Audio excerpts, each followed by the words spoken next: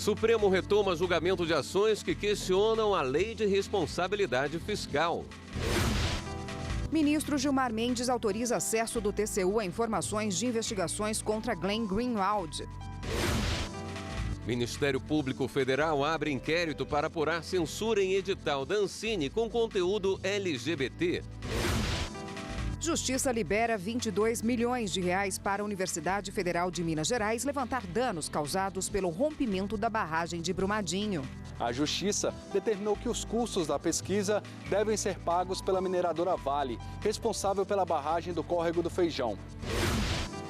E na última reportagem especial sobre a atividade de um tribunal eleitoral em ano sem eleição, o trabalho dos ministros do TSE e o julgamento das prestações de contas de cada candidato.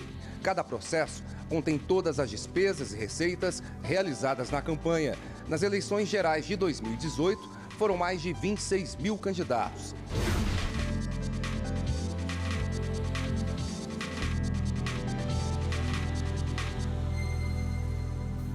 Olá, boa noite. Boa noite. Os ministros do Supremo Tribunal Federal analisam ações que questionam alguns pontos da Lei de Responsabilidade Fiscal. Em um deles, o relator, ministro Alexandre de Moraes, votou a favor de permitir que estados e municípios reduzam temporariamente a jornada de trabalho e o salário de servidores públicos. A repórter Carla Luciana acompanhou e tem outros detalhes dessa sessão dessa quinta-feira. Oi, Carla. Boa noite. Olá, William. Boa noite para você. Boa noite a todos que nos acompanham no Jornal da Justiça. E exatamente, nós tivemos aí mais um dia de sessão dedicada à análise da Lei de Responsabilidade Fiscal. Lembrando que ontem nós tivemos esse mesmo tema tanto de manhã quanto à tarde durante as sessões plenárias que ocorreram aqui no plenário do Supremo Tribunal Federal. E bom, hoje, de uma forma geral, o que a gente já pode dizer? Que a maior parte dos artigos que foram questionados, lembrando que tínhamos 8 ações em julgamentos aqui no STF, a maior parte dos artigos da Lei de Responsabilidade Fiscal foi considerada constitucional. Os ministros analisaram item a item, porque essa foi uma dinâmica aí apresentada pelo relator das ações, o ministro Alexandre de Moraes. Ele tinha um voto de 140 páginas, ele decidiu ir votando item por item, e por isso que a gente já tem esse balanço geral. Mas 2 pontos ainda ficaram pendentes de análise aí dos ministros. Um tem a ver com a possibilidade do Executivo contingenciar recursos que seriam aí repassados aos poderes Legislativo, Judiciário, Ministério Público e também a Defensoria Pública. Neste caso, o julgamento está empatado em 5-5.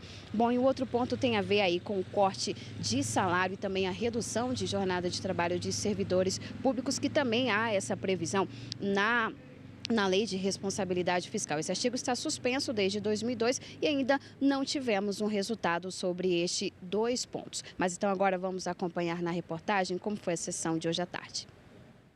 A sessão começou com o ministro Luiz Fux empatando em 5-5 o julgamento sobre o trecho da Lei de Responsabilidade Fiscal que permite o Executivo contingenciar recursos aos poderes Legislativo, Judiciário, Ministério Público e Defensoria. A vigência aprovada desse artigo vai conduzir a várias e várias crises institucionais entre o Poder Executivo e o Poder Judiciário. Esse dispositivo está suspenso há 18 anos e, por essa suspensão, tem nos permitido conduzir um diálogo institucional com o Poder Executivo, que é a melhor forma de se garantir a harmonia entre os poderes. Esse ponto só será decidido depois, em plenário, com o voto do ministro Celso de Mello, ausente na sessão. Por outro lado, a maior parte dos artigos questionados foram validados. Em alguns, a interpretação deve ser conforme a Constituição, como o que trata das receitas de operação de crédito que não podem ultrapassar as despesas previstas na lei orçamentária. Todos esses percentuais máximos, todos se demonstraram razoáveis, nenhum é exagerado e não há, a meu ver, como disse, em virtude do artigo 167(9) e um artigo 169 da Constituição, não há nenhuma inconstitucionalidade. O último ponto discutido foi se os estados que ultrapassarem o teto dos gastos com pessoal podem reduzir carga horária e cortar salários de servidores públicos.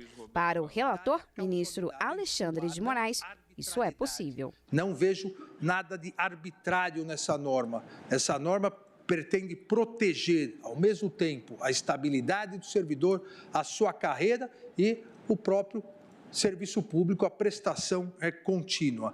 Já para o ministro Edson Fachin, as crises financeiras dos estados não podem atingir salários de servidores. A ordem constitucional vincula, independentemente dos ânimos econômicos ou políticos, vincula a todos, inclusive a este juiz em atividade de interpretação constitucional.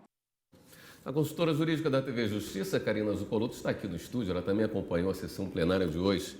Boa noite, Karina. Boa noite, William. Boa noite, Karina. Boa noite. 3 sessões nesta semana discutindo esse tema e ainda não se chegou a um consenso, o julgamento ainda não terminou. Ainda não terminou, isso deve voltar ao plenário para discutir, para finalizar a discussão que ontem foi aberta, mas que agora, depois do voto do ministro Luiz Fux, que foi proferido na sessão de hoje, como a Carla disse, empatando o julgamento acerca do artigo 9º, parágrafo 3º, é imprescindível o voto do ministro Celso de Mello, já que é preciso a maioria absoluta, que nós falávamos ontem, os 6 votos, ou para declarar a inconstitucionalidade ou para se dar interpretação conforme.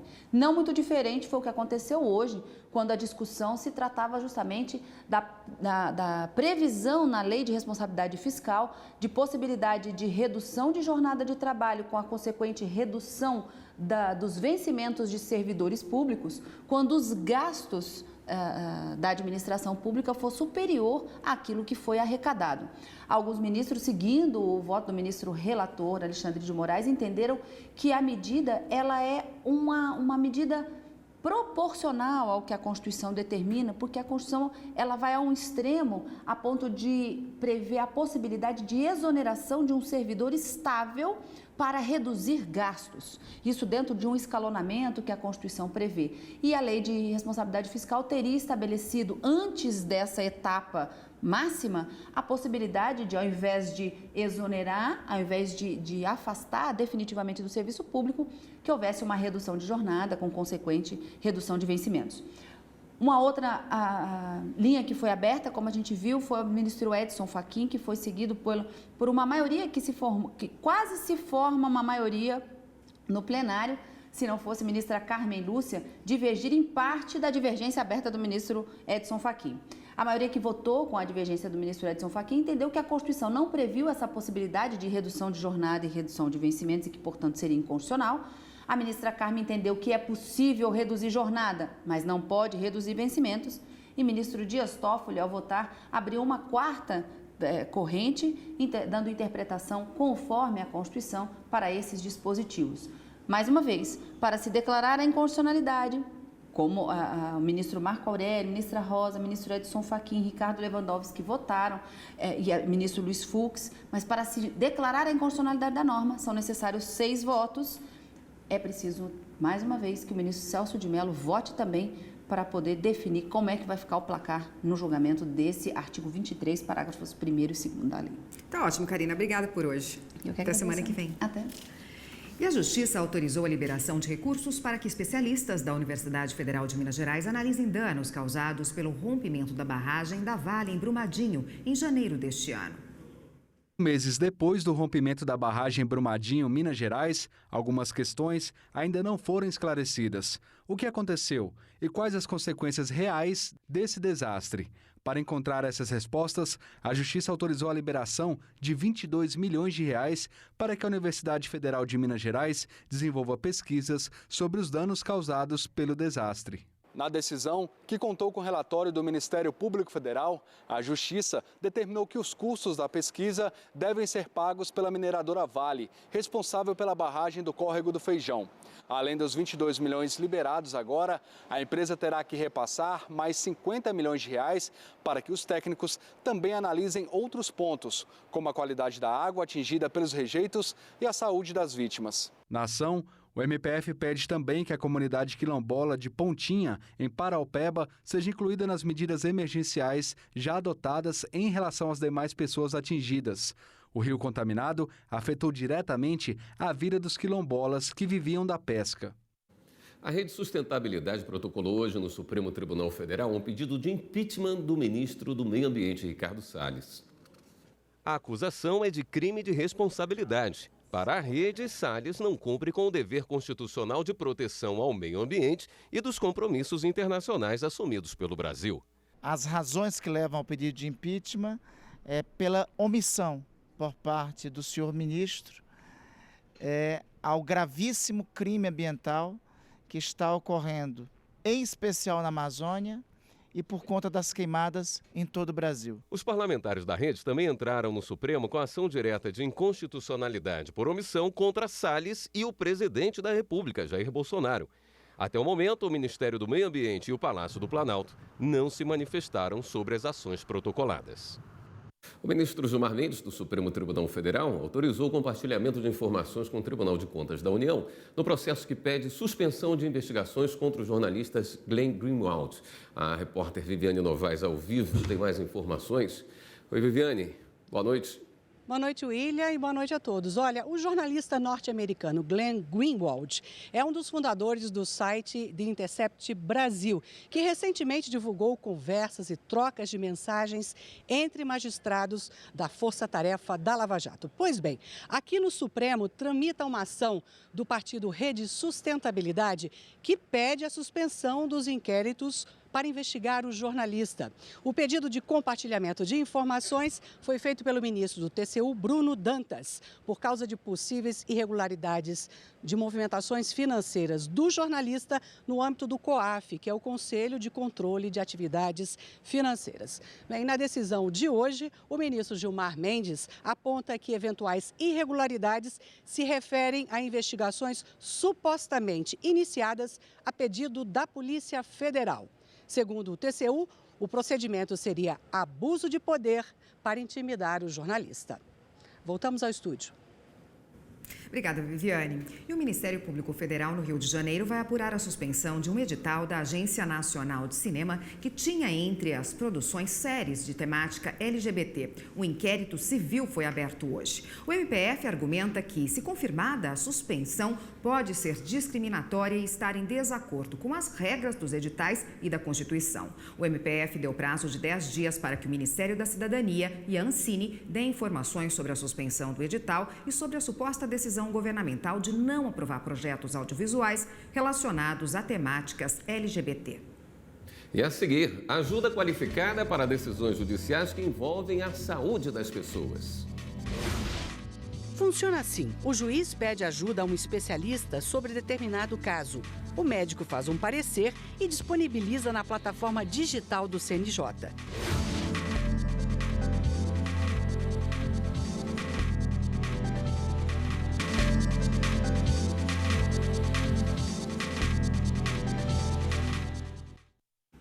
Um grupo de médicos vai ajudar juízes a tomar decisões sobre emergências que dependem do fornecimento de um medicamento ou de uma cirurgia, por exemplo. O serviço vai funcionar continuamente graças a uma iniciativa conjunta do Conselho Nacional de Justiça, do Hospital Israelita Albert Einstein e do Ministério da Saúde. A dona de casa, Ayla Dantas, sofre de uma doença rara de nome complicado: xantomatose cérebro-tendinosa. Ela impede que o fígado elimine um componente que acaba se acumulando nos órgãos. No caso de Ayla, a doença provoca muita dor no tendão de Aquiles. A dona de casa tomava um remédio de alto custo e de 3 em 3 meses tinha que entrar na justiça para ter o medicamento. Mas o produto deixou de ser fabricado. Agora, ela pretende entrar contra a União para conseguir outro remédio que também é muito caro. São 42 mil, é um carro popular por mês. Eu não tenho condições de comprar. E acho que nenhum dos pacientes que eu conheço tenha condições também. Milhares de casos como o de Ayla vão parar nos tribunais. É a chamada judicialização da justiça. De 2014 a 2017, o número de processos sobre fornecimento de remédios pelo SUS chegou a 420 mil, segundo o levantamento do Conselho Nacional de Justiça. Para os juízes, analisar um assunto tão sensível e técnico não é uma tarefa fácil. O juiz não é um médico e não é dotado, então, de conhecimentos técnicos e muitas vezes se sentia inseguro ao decidir. O que, inclusive, lá no início desse fenômeno da judicialização da saúde, levou a uma concessão indiscriminada de medicamentos, enfim, fornecimento de tratamento. Desde 2017, o CNJ coloca em prática um sistema informatizado em que médicos ajudam os juízes a tomar a melhor decisão. Funciona assim: o juiz pede ajuda a um especialista sobre determinado caso. O médico faz um parecer e disponibiliza na plataforma digital do CNJ. Neste caso aqui, o profissional de saúde fala sobre um medicamento chamado bevacizumab para retinopatia diabética. No final do texto, diz que o produto é recomendado como alternativa de tratamento para a doença. Esse parecer fica arquivado e pode ajudar outros juízes a decidir sobre casos semelhantes. Este mês, o CNJ incrementou o sistema para atender os casos de urgência sobre medicamentos, órteses, próteses e tratamentos, com a ajuda de especialistas do Hospital Albert Einstein de São Paulo. O serviço está disponível para os tribunais de justiça dos estados e tribunais regionais federais. Mais conhecimento por parte do magistrado sobre aquilo que está sendo pedido, o que tem de evidência científica. Ou seja, o medicamento A verdadeiramente combaterá a moléstia B? E na política pública já existente, não existe nenhum outro medicamento que corresponde ao medicamento que está sendo pedido? Porque se há, não há por que pedir o novo. Até amanhã, o Tribunal Superior do Trabalho recebe juízes de cortes trabalhistas em um evento que celebra os 100 anos da Organização Internacional do Trabalho. A abertura do primeiro encontro internacional de juízes de cortes trabalhistas contou com a presença de magistrados, procuradores do trabalho, advogados, servidores públicos e estudantes de direito. O encontro foi motivado por uma data histórica, os 100 anos da Organização Internacional do Trabalho. Com o objetivo de promover a justiça social, a Organização Internacional do Trabalho foi fundada em 1919 como uma agência das Nações Unidas. Em um século de existência, os esforços da OIT e dos mais de 180 Estados-membros alcançaram reconhecimento mundial, inclusive com o recebimento do Prêmio Nobel da Paz em 1969. O presidente do TST, ministro Brito Pereira, falou da importância da OIT para a justiça do trabalho no Brasil e no mundo. É um organismo vivo, com excelentes estudiosos, pesquisadores e os estados membros da OIT são todos muito prestigiados. O evento é organizado pelo Colégio de Presidentes e Corregedores de Tribunais Regionais do Trabalho, Coleprecor, e conta com o apoio da Escola Nacional de Formação e Aperfeiçoamento de Magistrados do Trabalho, ENAMAT. Que nos possibilite, nesse momento, uma reflexão para que tenhamos uma previsibilidade de quais são os reais caminhos que devemos seguir, possamos aprofundar e fortalecer a justiça do trabalho e o próprio direito social. Nós vamos discutir, além de tudo isso, além do papel da OIT, os modelos de justiça do trabalho pelo mundo, para que a gente possa, nessa boa troca de experiências, aprimorar a própria legislação doméstica. Nos 3 dias de evento, o encontro recebe convidados de países como Alemanha, Argentina, Holanda, França e Panamá, além do Brasil. Os debates giram em torno de 3 tópicos: o acesso à justiça em disputas trabalhistas, os modelos de justiça do trabalho pelo mundo e a reforma trabalhista. Alunos e professores da Escola de Comando Estado-Maior do Exército fizeram hoje uma visita ao Supremo Tribunal Federal. Além de conhecer a estrutura do STF, eles assistiram à palestra do ministro Alexandre de Moraes. Os 40 oficiais militares acompanharam o histórico da construção do sistema constitucional brasileiro desde o Império. Nesse percurso, o ministro Alexandre de Moraes destacou o papel moderador do Supremo Tribunal Federal na solução de conflitos e pacificação social. Segundo ele, a partir da Constituição de 1988, essa função passa a ser exercida por 3 competências principais: a resolução de conflitos federativos, a moderação entre os outros poderes e a preservação de direitos fundamentais das minorias. Ao assumir constitucionalmente esse papel de poder moderador, gerou uma tranquilidade institucional. Quase 31 anos de Constituição, eleições periódicas sem nenhum problema, 2 impeachments que não atrapalharam a marcha democrática no Brasil, e liberdade de imprensa. E a seguir, a última reportagem especial vai mostrar um pouco do trabalho dos ministros do Tribunal Superior Eleitoral no ano após eleições. Só no primeiro semestre deste ano, o TSE julgou 2.601 recursos. Isso abrange as decisões do plenário e também as monocráticas, tomadas pelos ministros da Corte.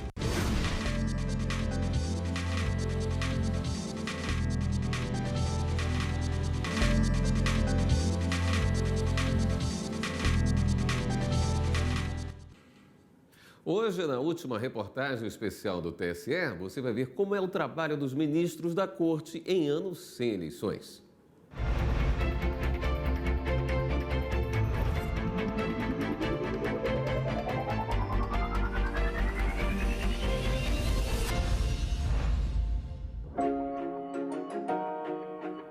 Longe da agitação do ano eleitoral, um trabalho que muito eleitor não conhece. Você já ouviu falar em atividade jurisdicional? É o julgamento de recursos referentes a votações anteriores. Só no primeiro semestre deste ano, o TSE julgou 2.601 recursos.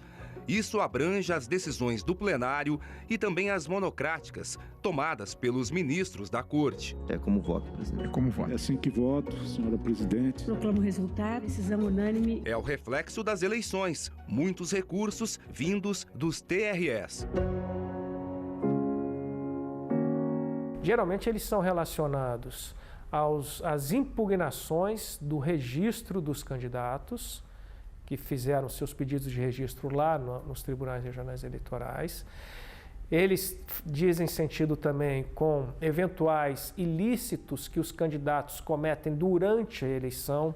Isso sem esquecer o cuidado com os prazos. O ano seguinte ao da eleição é um ano cheio de processos para o TSE relativo àquela eleição do ano anterior. Só que um processo, ele deve ter um processo eleitoral a duração máxima de um ano. Esse prazo, para um ano, ele também envolve a possibilidade da ampla defesa dos advogados que representam as partes apresentarem recursos internos, apresentarem petições no processo. E aí, esse processo que deveria ter uma duração desejada máxima de um ano, ele pode durar 2, 3, 4, 5 anos. Consultas questionando pontos da legislação eleitoral são frequentes. Essas consultas elas são muito comuns, que cheguem ao TSE para que o TSE se pronuncie e esclareça algum tipo de dúvida que haja para a atuação de partidos políticos, de candidatos e dos eleitores durante a eleição. Essa resposta à consulta, ela acaba direcionando e servindo como orientação para o próprio TSE e para os TREs e para os juízes eleitorais, sem, entretanto, ter ainda uma produção assim de vínculo efetivo. A Justiça Eleitoral também tem um volume expressivo de trabalho na análise da prestação de contas de candidatos eleitos ou não. Cada processo contém todas as despesas e receitas realizadas na campanha. Nas eleições gerais de 2018, foram mais de 26 mil candidatos. E quando se fala em eleições municipais, o número é muito maior. Nas eleições de 2016, foram mais de 469 mil candidatos. Além da prestação de contas de campanha eleitoral, a Justiça Eleitoral também exerce a fiscalização sobre a movimentação financeira dos partidos políticos. É um trabalho não apenas complexo, porque você precisa analisar se a aplicação do recurso público ela está compatível com aqueles gastos permitidos pela legislação, mas o maior problema é em relação ao volume. Então, via de regra, cada exercício financeiro, o TSE está analisando cerca de 350 mil a 400 mil documentos por exercício financeiro. Isso na medida em que o fundo partidário vai crescendo, obviamente os gastos também vão subindo na mesma proporção. No encerramento do primeiro semestre forense, em julho deste ano, a presidente do TSE, ministra Rosa Weber, destacou os debates sobre possíveis mudanças na legislação para tornar a prestação de contas mais transparente. Nós precisávamos e continuamos precisando de uma melhor sistematização e de uma agilização aliada a um comportamento que permita aos próprios partidos políticos, né, o cumprimento das obrigações que nós lhes impusemos.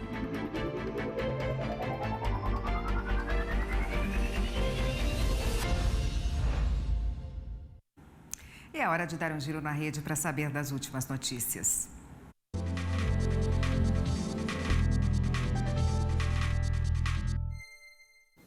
Vamos até a redação do Jornal da Justiça, falar com Fernanda Porto, que é quem tem as novidades hoje para a gente. Fernanda, boa noite. Boa noite, William. Boa noite a todos que nos acompanham. A gente começa o giro falando de uma decisão do presidente do Supremo Tribunal Federal, ministro Dias Toffoli. Ele rejeitou o pedido para suspender liminar que liberou a partilha de recursos da Braskem. A empresa petroquímica é controlada pela Odebrecht e a liminar libera a partilha dos lucros de 2018 entre os acionistas. O pedido de suspensão da liminar foi feito pela Procuradoria-Geral da República. O objetivo era bloquear o dinheiro para ser usado para indenizar as famílias que tiveram as casas atingidas com a extração de minério em Maceió. Na decisão, o presidente do Supremo citou que o pedido representava uma manobra nos trâmites, já que ainda cabe recurso contra a decisão do Superior Tribunal de Justiça. E foi criada uma força-tarefa para investigar as causas do vazamento de resíduos tóxicos da Hidroalunorte, refinaria de alumínio localizada em Barcarena, no Pará. A determinação foi feita pela Procuradoria-Geral da República. O vazamento de rejeitos, que está atingindo o solo e a água das comunidades ribeirinhas, foi denunciado em fevereiro deste ano por moradores da região.